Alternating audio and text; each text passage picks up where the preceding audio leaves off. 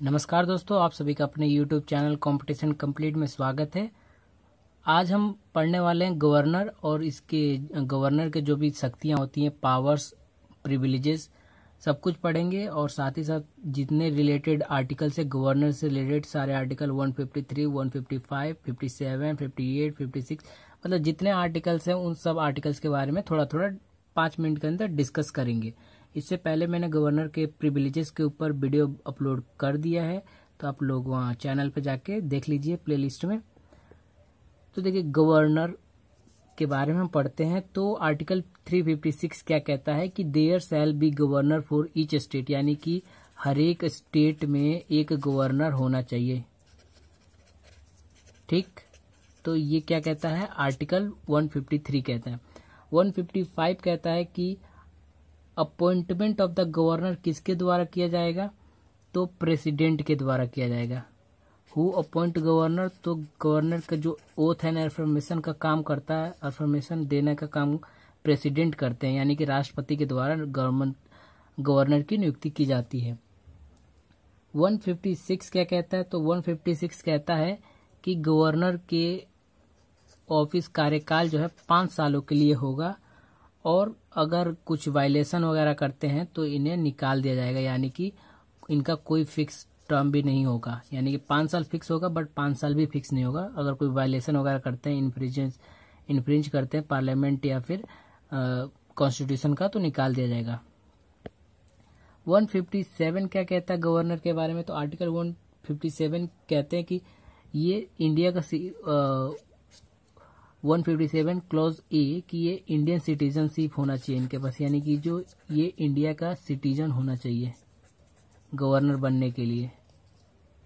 ठीक, और इनका जो एज होना चाहिए वो होना चाहिए 35 और अबव होना चाहिए एज। तो देखिए, मैं छोटा छोटा इतने ही आप लोगों को ज़्यादा ध्यान रखना है। अगर आप एसएससी सीजीएल वगैरह करना चाहते हैं, सीडीएस एनडीए वगैरह, तो आप इन सब चीज़ों को ध्यान में रख सकते हैं। और जुडिशरी वगैरह में थोड़ा बहुत प्रीलिम्स वगैरह में आपको इन आर्टिकल से क्वेश्चन देखने को मिल सकता है। आर्टिकल 158 क्या कहता है, तो 158 का कंडीशन बताता है किस चीज़ का, कि ऑफिस को ज्वाइन करने के लिए क्या कंडीशन होना चाहिए। कंडीशन ऑफ ऑफिस की बात करता है गवर्नर के लिए। तो क्या कंडीशन होना चाहिए, तो ये किसी भी हाउस का मेंबर नहीं होना चाहिए, not a member of any house. ठीक है ना, लोकसभा एंड राज्यसभा, इस किसी भी मेंबर का हाउस नहीं होना चाहिए, हाउस का मेंबर नहीं होना चाहिए वो पर्सन जो गवर्नर बनना चाहता है। ठीक, सेकंड कहता है कि ये ऑफिस ऑफ प्रॉफिट नहीं होल्ड होना चाहिए, यानी कि कोई सरकारी प्रॉफिट ना ले रहे हो या नौकरी नहीं कर रहे हो। ठीक,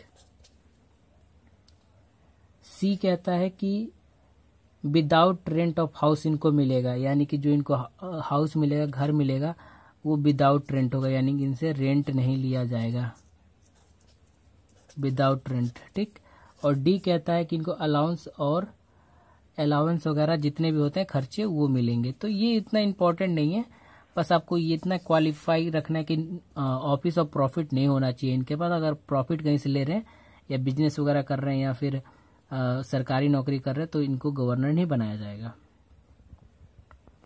देखिए, पावर ऑफ गवर्नर के बारे में पढ़ते हैं। ये इंपॉर्टेंट है कि क्या क्या उनके पास पावर है। तो आर्टिकल 154 कहता है एग्जीक्यूटिव पावर।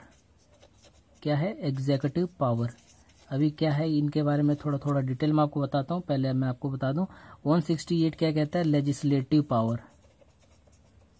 लेजिस्लेटिव पावर देते हैं गवर्नर को। 213 क्या कहता है कि ऑर्डिनेंस मेकिंग पावर। ठीक है ना, ऑर्डिनेंस ये ओ है। ठीक, ऑर्डिनेंस मेकिंग पावर ये सी है। राइट, 161 क्या कहता है कि पार्डनिंग पावर, जो ग्रांट टू पार्डन है उसकी पावर, अनुदान की क्षमता।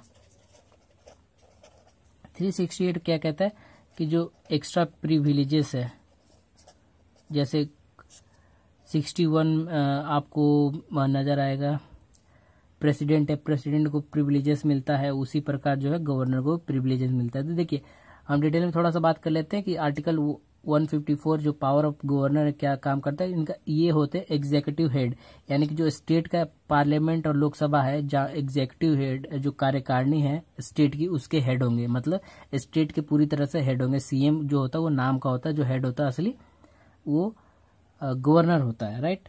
और ये स्टेट के चलाने के लिए इनका पावर ही काम आएगा, ये साइन वगैरह करके देंगे तो सीएम किसी भी चीज को कैरी फॉरवर्ड करेगा, राइट। अभी आपने अगर हाल ही में अगर न्यूज सुनेंगे तो अरविंद केजरीवाल जी कहते हैं कि हमारे जो लेफ्टिनेंट गवर्नर हैं वो साइन नहीं करते हमारी चीज़ों पे, तो हम किसी चीज़ को कैरी फॉरवर्ड नहीं कर पाते थे, यानी कि जो हेड है असली एग्जीक्यूटिव हेड है तो वो गवर्नर ही है।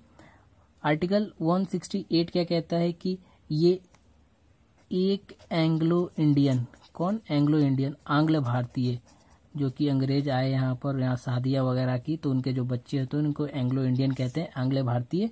तो एक Anglo Indian legislative of the state, जो स्टेट की लेजिस्लेटिव असेंबली है, ठीक, उसके अंदर नॉमिनेट करेंगे। क्या करेंगे? नॉमिनेट।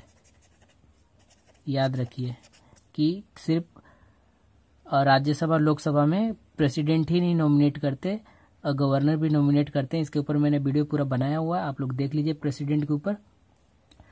आर्टिकल 213 कहता है ऑर्डिनेंस मेकिंग, तो ये ऑर्डिनेंस मेकिंग का काम करते हैं कि जब गवर्नमेंट की मशीनरी फेल हो जाती है, स्टेट रूल लगाना होता है, तो प्रेसिडेंट को ये ऑर्डिनेंस भेजते हैं कि यहाँ पर आप प्रेसिडेंट रूल लगा लीजिए, यहाँ पर जो लोकसभा राज्यसभा जो लोकसभा वो फेल हो गई यहाँ पर रूल करने के अंदर।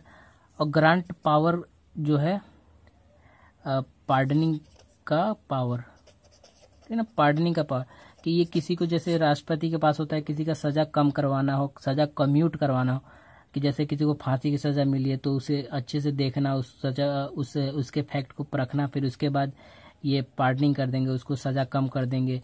14 साल की सजा है तो 7 साल की सजा कर सकते हैं, उसके हिसाब से ये ग्रांट दे सकते हैं, किसी को पार्डनिंग दे सकते हैं, क्षमादान दे सकते हैं। आर्टिकल 161 में बताया गया।